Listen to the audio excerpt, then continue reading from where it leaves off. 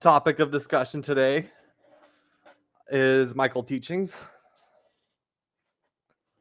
So, in case you guys don't know what Michael teachings is, it's like the system that talks about your reincarnational cycle and your soul characteristics, which stay the same. Most of them stay the same throughout all your lives, incarnating on planet Earth. And other ones change based on the life that you're having. So, as an overview, I have this little image here. The characteristics that stay the same for him here are the role, which is priest, his secondary, or the casting, which is primarily scholar, his essence twin, which is a king.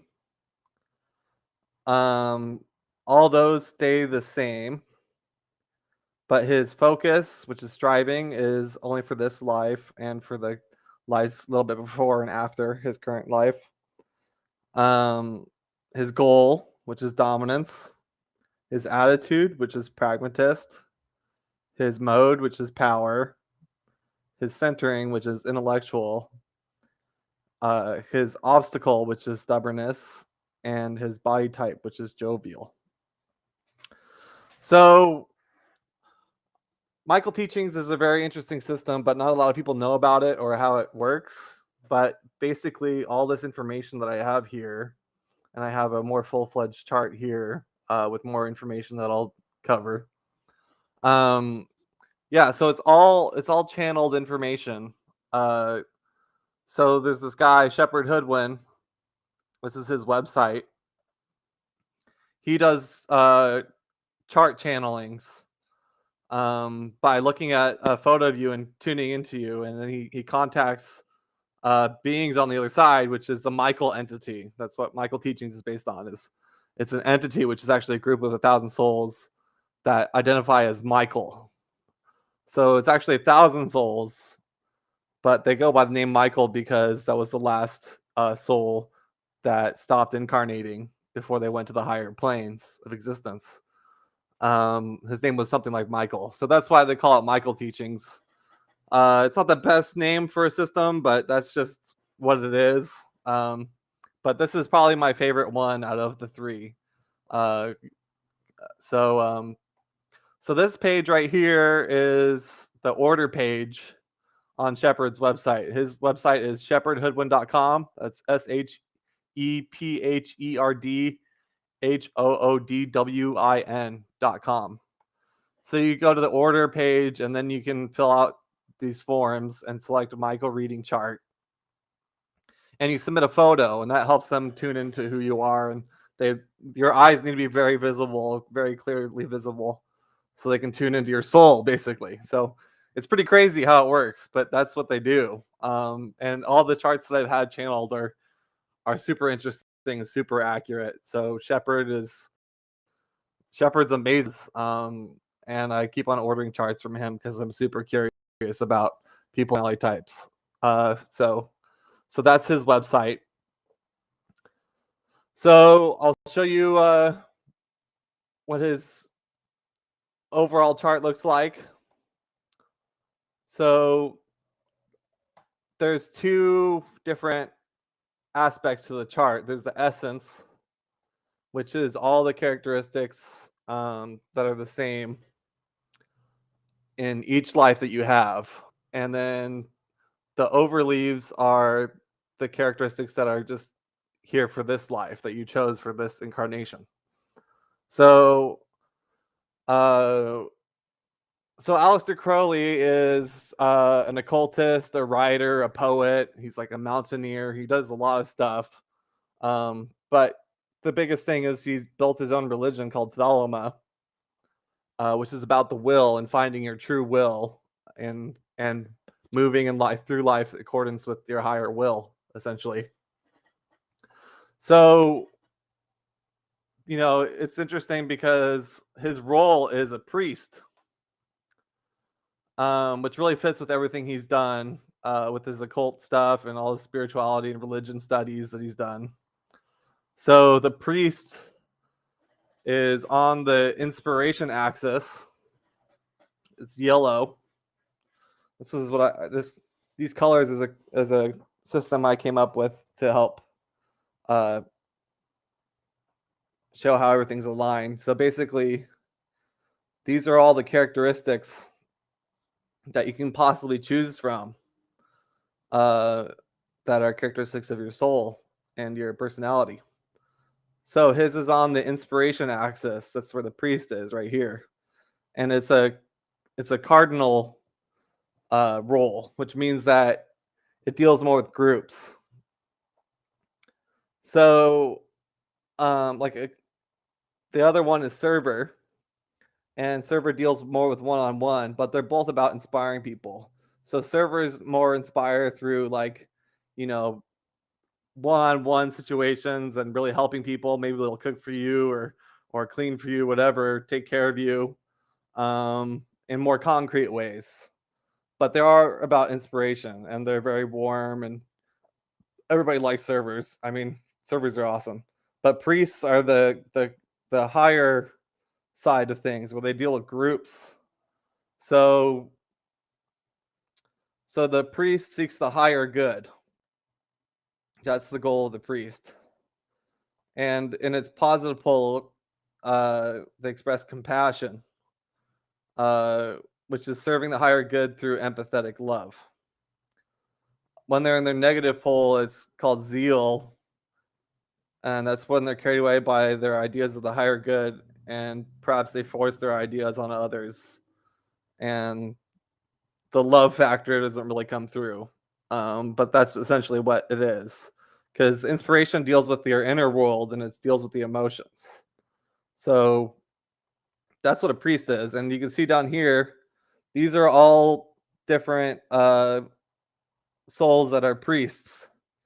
So Barack Obama is a priest, Martin Luther King Jr., Bernie Sanders. You can see there's a lot of political people here, and there's a lot of spiritual people here. So Wayne Dyer, Byron Katie, Alan Watts, some musicians like Bob Dylan, John Lennon, Freddie Mercury, Pope Francis, St. Francis of Assisi, some psychologists like Sigmund Freud and Carl Jung, Helena Blavatsky, who's also a spiritual teacher and writer, Edgar Cayce, psychic, Mahatma Gandhi, Paramahansa Yogananda, and Satya Sai Baba. So you can see this. You put all those names together, you can see this is a priest. The priest wants to inspire people to the higher things and move them to the higher things. So that's why they get involved in politics. They get involved in religion. They get involved in music because they can communicate that way. And spirituality, any spiritual topics they're really drawn to. So this really fits with him really well that he's a priest. The next thing on here is his essence twin. So what essence twin is a soul that you chose to incarnate on this planet with, and you basically share each other's energies, and your relationship is for your spiritual growth.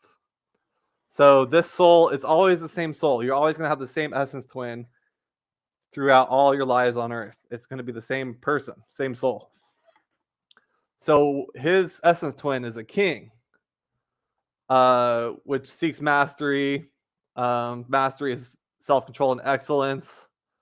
And then negative pole, they feel entitled to have their own way and tell others what to do. Famous kings are Jesus Christ, Buddha, Alexander the Great, Donald Trump, Steve Jobs, Arnold Schwarzenegger, and John F. Kennedy. So what happens when you have an essence twin, which is most of the time, not some people don't have them, like Barack Obama doesn't have an essence twin. He chose to just go solo throughout all his incarnations. But the vast majority of people have an essence twin. And his is discarnate, which means it's not incarnated right now. It's not in a physical body living out a life. They're on the astral plane right now. Or during his time. It could be different in modern day. But during Aleister Crowley's time, his essence twin was discarnate.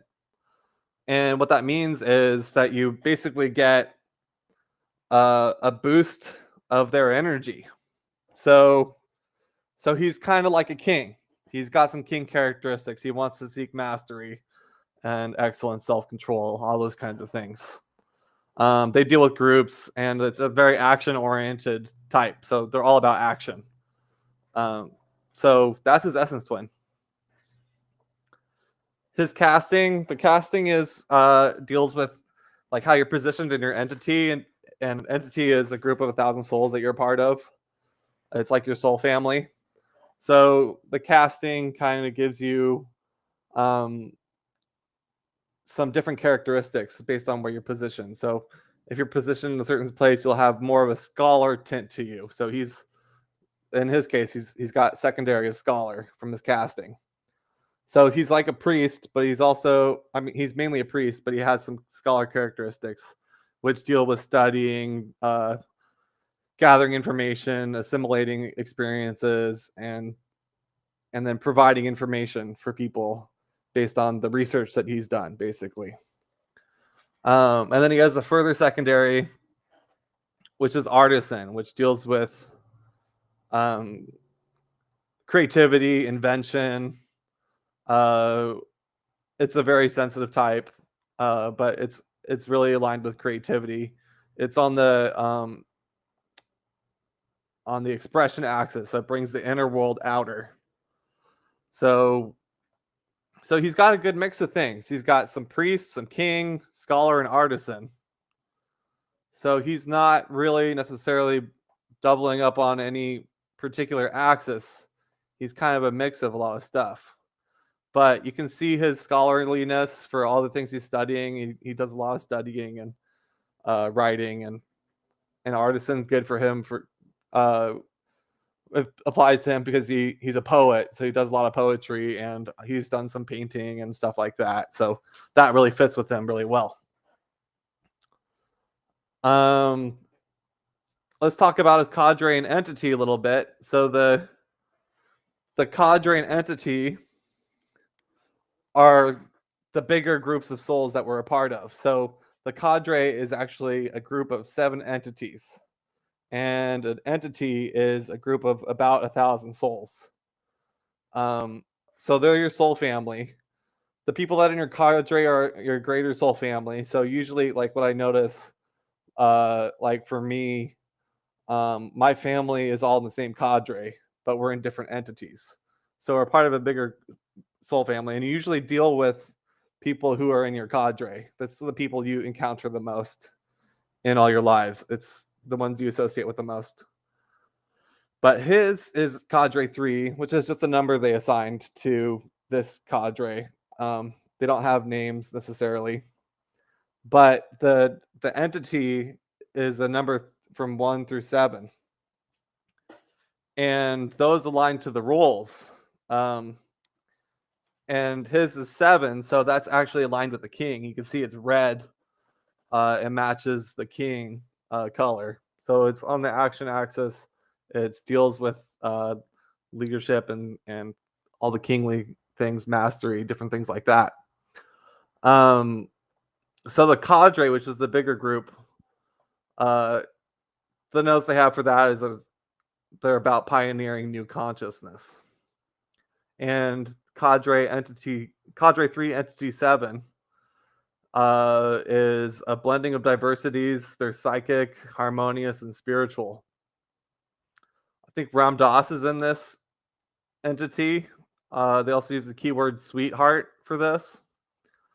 The other people that are in Aleister Crowley's entity are Pamela Anderson, Neem Crowley Baba, which is a spiritual guru, George H.W. Bush, Ian Curtis, he's the singer of Joy Division, Ellen DeGeneres, Johnny Depp, Al Gore, Tom Hardy, Chris Hemsworth, Ashton Kutcher, Shia LaBeouf, Freddie Mercury, Barack Obama, and Brad Pitt. So those are all the people that are really close to him on a soul level. They're his soul brothers and sisters, essentially. So that's pretty cool. So his task companion is an artisan, and it's discarnate. So he gets a little bit more of this creative flavor going on with his tasks. So this artisan task companion helps with all his tasks, and it brings in some originality, some creativity, invention, stuff like that. Other artisans are down here. You can see there's a lot of musicians and actors, and a lot of creatives are down there. David Bowie, Michael Jackson, Jim Morrison, those Walt Disney, Robert Downey Jr., Leonardo DiCaprio, Kurt Cobain. You can see those are all the artisans. So that's his task companion. So his orientation is to energy. There's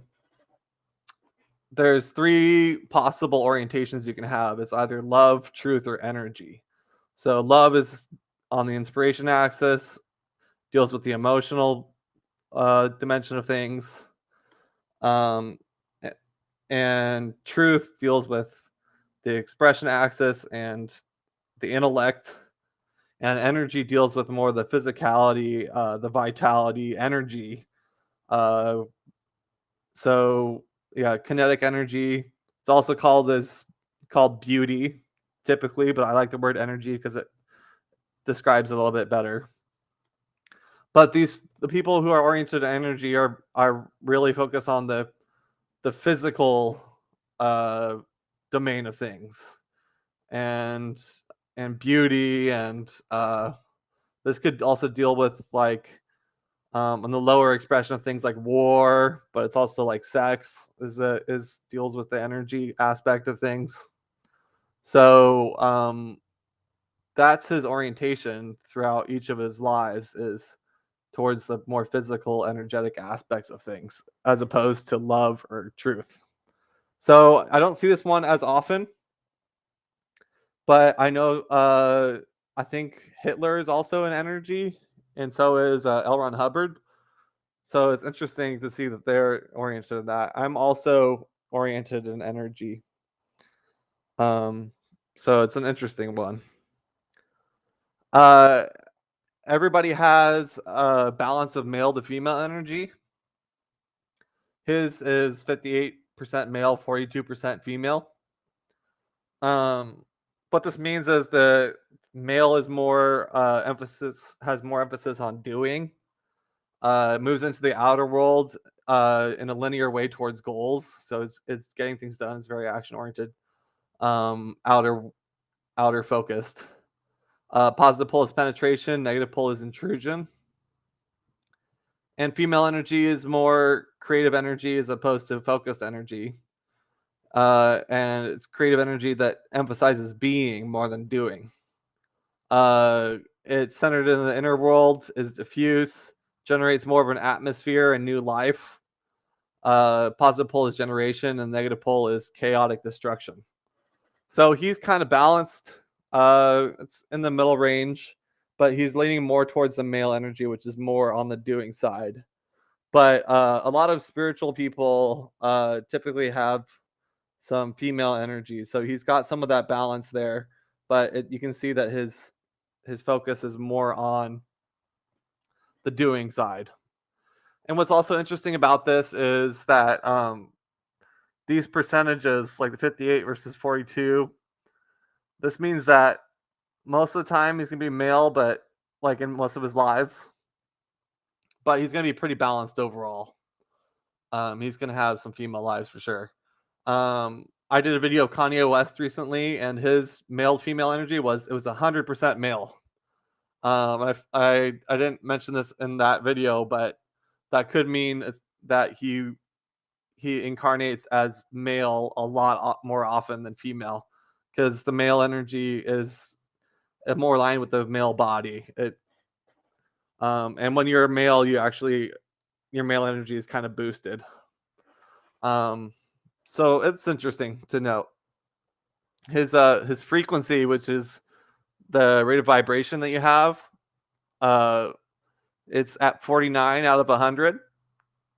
So it's like right in the middle, which means he's not like, he doesn't move super fast or more slow and paced. He's kind of in the middle. So his energy frequency, he'll feel more fluid to people as opposed to more solid or airy because he's right in the middle range. So it's pretty average. A lot of people are in the middle range actually. His previous cycles, he's got 10. And what previous cycles are the it means it indicates how many planets you were living on before you started incarnating on Earth. So a cycle is when you go through all the soul ages, which I'll explain a little bit later, which is different focus. It's like a linear timeline. You have to go through these stages to complete all your lessons on the physical plane. So he did all that and he completed his cycle 10 times on 10 different planets before his current 11th cycle that he's on right now. It's a fairly high number because the average previous cycles on the planet is 4. So it's more than that. But I notice a lot of people that I have charts of are at 10. It could be because I'm at 10 as well, and maybe I'm just attracted to people who are kind of more on the same perspective of me, but I do have some people that are higher. But just as a point of comparison, Jesus had 19 previous cycles when he incarnated as Jesus, which is a lot. That's the most that we know of of people that have incarnated on Earth. So 19 is a lot, but there's also places in the universe that are a lot more, like 50, 100, whatever, maybe 1,000, who knows. So we're kind of primitive overall. What's interesting is also that whales and dolphins have previous cycles too, and they have roles and all that stuff just like us too.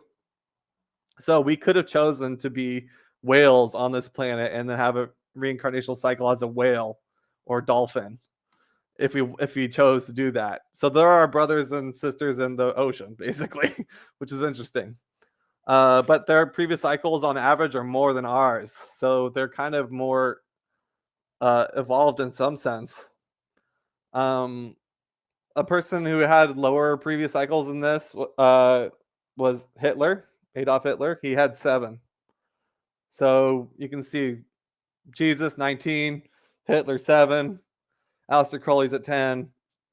But I noticed too, people who have more previous cycles than this don't seem to be as spiritually evolved as others. So even though this does indicate how complex your soul is because of how much experience you've had in the past, it can still vary in terms of maturity, emotional maturity, spiritual maturity, all those kinds of things, especially also with the soul ages that applies there too. Everybody's different. So yeah, that's his previous cycles. So everybody who incarnates has they choose a global job and a community responsibility that they maintain throughout all their lives on Earth. So his global job is a mix of the roles, the energies of the roles warrior and priest. Warriors really focus on action and doing. The priest is more about inspiration and salvation, higher things. So his global job is called usefulness. So it's all about like how useful can I be? How do I contribute something valuable that I leave behind?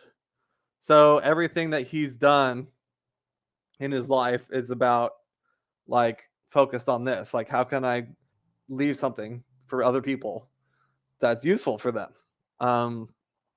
So he finds ways to excel. He trains himself, becomes skilled at what he does, and he's driven to educate himself.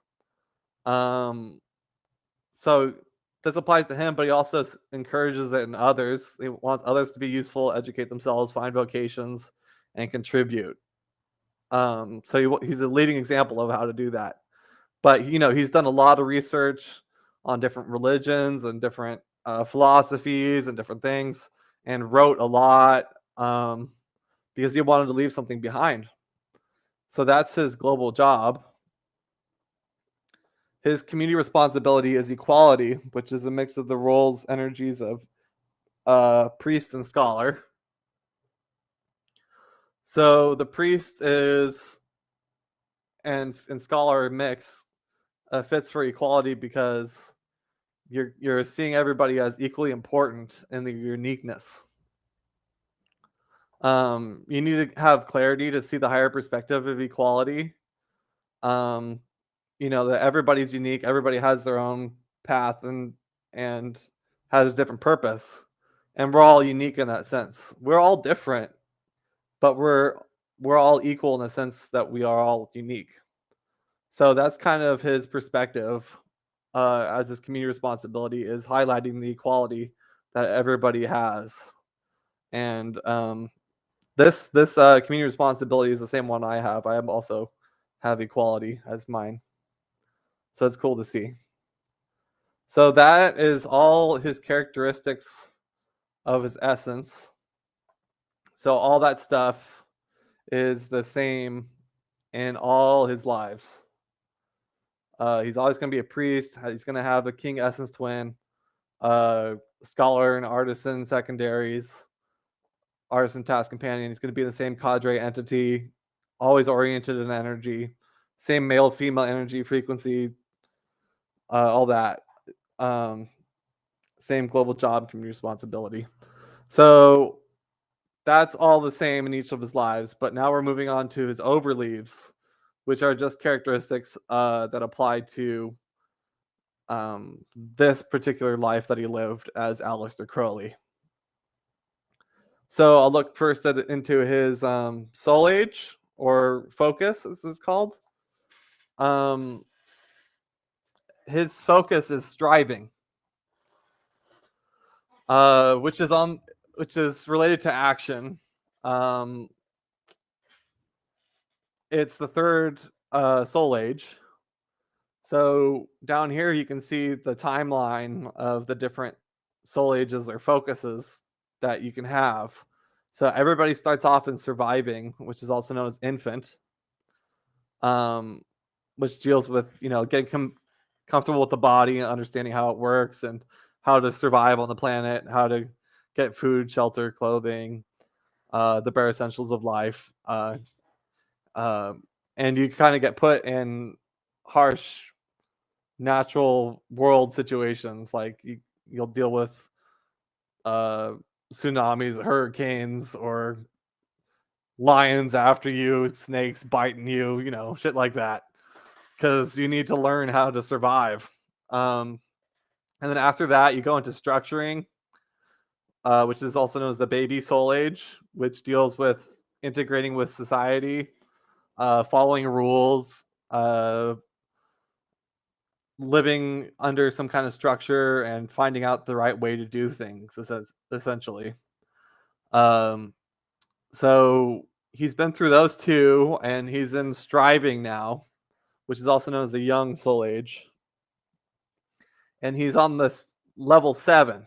So there's 7 levels to each of these soul ages. And he's on the 7th one, which aligns with the king energy because it's this, red color. It's the final stage of striving, which means that he's kind of in a position of teaching people the right, like, how to do striving. He's exemplifying for everybody. This is how you strive. This is how you achieve. This is how you become worldly successful. So the positive pole of this is accomplishment, which is asserting your individuality in a way that helps the world. But the negative pole is self-centeredness, which is individuality is defined in terms of apparent short-term advantage to self. So he's on the last stage of striving, and which means he's starting to gain perspective of the next stage, which is relating, or the mature soul age, which deals more with the inner world, not so much the outer world. So it's like the emotions, relationships, going deep inside yourself, the inner world. And then teaching is also known as like contextualizing or philosophizing. It's where you kind of reflect on everything that you've gone through, and you uh, come to an understanding of how life works, what you have to teach other people through all your experiences that you've learned. And that's the final soul age before you stop incarnating on Earth. So he hasn't gotten into relating or teaching yet. Maybe at this point he's reincarnated. I'm not sure, but if he is, then he might be in the early stages of relating now. So he's more than halfway done with the reincarnational cycle, but then there's like stages after this that deal with the astral and causal planes and the higher planes of existence before you start merging with source again. So yeah, once you're done with your reincarnational cycle, you start combining with your entity and then your cadre, and then you become part of what they just call the Tao or God, just beingness itself. And everything, and it's kind of like a rest at the end of the whole cycle. So then at that stage, you just wait until you're ready to start the journey again and start a new cycle, and you go to another planet and you do this whole soul age timeline again. And so we just keep on doing this over and over and over again, going through these stages, going to different planets and gaining new experiences, taking on new roles and different personality characteristics to achieve the things that we want to achieve as an individual soul. And we just do that forever. It never ends. We get a break, but it keeps on going. So that's essentially how it works. So his goal is dominance, which emphasizes learning to facilitate group action. You're kind of in the positive pole, it's leadership. You become authoritative, determined, outgoing, capable. You have a win-win attitude, and you're governing. So he's showing the way for people in terms of what he's teaching about, what he's doing. He's the authority. He's the one leading. And people are following his example. People look up to him, stuff like that. And the negative pole is dictatorship. He could be dictatorial, demanding, pushy, overwhelming, insensitive, selfish. Could have an I win, you lose attitude, be controlling and dominating. But the right way to do it is to have a win-win attitude, and everything you're doing and teaching about, the example you have is for the good of everybody. So this aligns with the king energy because it's red like this. It's the action axis stuff. So that is his goal, is dominance. His attitude, which is the way that you approach things, the way you see things, your perspective. His is pragmatist. So it essentially means you see the world in terms of what works best or most efficiently. Positive pole is practicality. You're practical, efficient, simple, functional, a sensible rule maker. And the negative pole is dogma. So you're dogmatic, opinionated, narrow-minded, rigid, creates red tape. They're preachy, anal retentive. So he could have certain ways that he goes about things and things that he thinks is the most efficient way to do things, but it might not necessarily be that way in the negative pole. He could be too rigid, but in the positive pole, he's using the best workable approach for things. So that's his attitude. His mode is power. And modes are how you release your energy, and power means you release it strongly. And when you have this paired with the goal of dominance, it's pretty intense because he's going to be a leader and coming up in front of everybody, but he's going to be expressing himself super strongly too. So it's just a very powerful combination and pretty intense. So for this is the positive pole is authority. He has a confident, commanding presence. And the negative pole is oppression, which is he's more threatening, pushy, and bullying. So it's a pretty intense one because you're releasing energy in a very strong way. So that's his mode. So in our overleaves, we always choose two centers that we operate in most of the time. Um, this is his primary one, his first center, and it's intellectual. So it just deals with the intellectual plane of things. The positive pole is thought, which is considering information in a more organic and alive manner rather than more mechanically. And the negative pole is reason, which is more mechanical. So it's like you're using reason, but you're not using more of an intuitive process. But yeah, so he basically filters all his experiences through his intellect primarily. And his secondary is emotional, which is, the emotional aspects of things. It's pretty straightforward. Uh, Positive pole is sensibility, ability to feel is fully developed. And negative pole is sentimentality, feeling is cloying and open to manipulation. So he's intellectual and emotional mix. So he's learning a lot about that through experiencing uh, those centers primarily. His obstacle, his main obstacle is stubbornness. Usually people have two obstacles, and he does have two. His main one is stubbornness, which is a fear of change. So you kind of stick to what you think is the right way of approaching things, and you're kind of afraid of changing uh, how you deal with stuff. And so, in the positive pole is determination. It's still negative in this description because obstacles are uh, characteristics that we take on that makes life harder. It's challenges for us to overcome. So he's learning to overcome stubbornness. Uh, in the negative pole, it's obstinacy, which is unyielding resistance to change despite the pleas of others or extreme consequences. So that's his main obstacle is stubbornness, fear of change. And his secondary one is martyrdom, which is feeling of being unworthy. It's a fear of being unworthy. So you might feel all the time, I'm not worthy, I'm not worthy. Um, he'd suffer needlessly in an attempt to earn worth. Um, the positive pole is selflessness, but yeah, it's suffering needlessly because of a lack of feeling not worthy. Negative pole is mortification, which is practicing extreme self-denial. So that's his combination. He has stubbornness and martyrdom, fear of change and fear of being unworthy.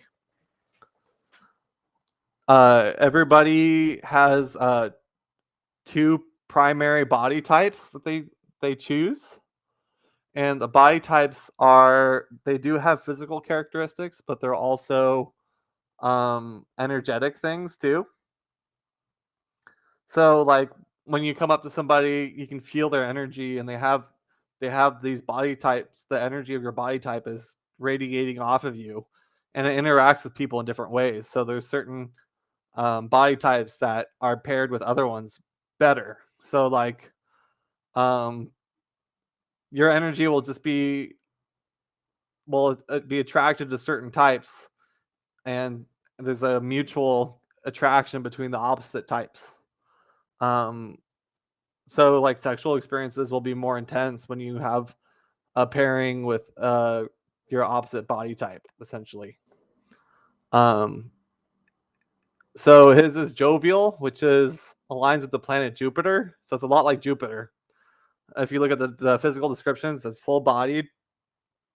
It's the most developed body type. Um, it's grand, extroverted. The archetype is the emperor. So yeah, it's grand, generous, compassionate, kind, loyal, caring, affectionate, maternal, lucky, philosophical, focused on the arts and languages, well-directed mental powers, highly evolved appreciation for life, and powerful presence. Those are all the positive characteristics of it. The negative is subject to periodicity, self-indulgent, extravagant, conceited, wasteful, craving attention, and overwhelming. So he just has this big presence that's very positive, like Jupiter, but it's jovial. So that's his main body type, and his secondary is lunar. People who have a lunar body type are usually pale skinned, have round faces. They're slow to react, but they excel at abstract thought. They're kind of negative. The body type is negative. But that's more, I mean, this is like the moon. So it's like really connected with the mind. So the archetype for this is genius. People with this body type, there's some association with the mathematics, as like they're often genius and really good with mathematics. But they're calm, methodical, passive, patient, tenacious, maternal, sympathetic, receptive, detail oriented, and like I said, mathematical. Those are like all characteristics of the moon if you think about it. And then negative is moody, introspective, cold-hearted, incommunicative, willful, stubborn, unforgiving, depressive, and destructive, which are more negative characteristics. So he's got a combination of jovial and lunar, which is essentially the emperor plus the genius. So those are interesting archetypes to see operating in him. His quadrant is knowledge, which means that when he's in a group setting, he takes on the role of the person who's providing knowledge or information for everybody else, which does fit with everything he does. Everything he does is providing information because he writes books and poetry, and that's just his approach. It seems like is knowledge.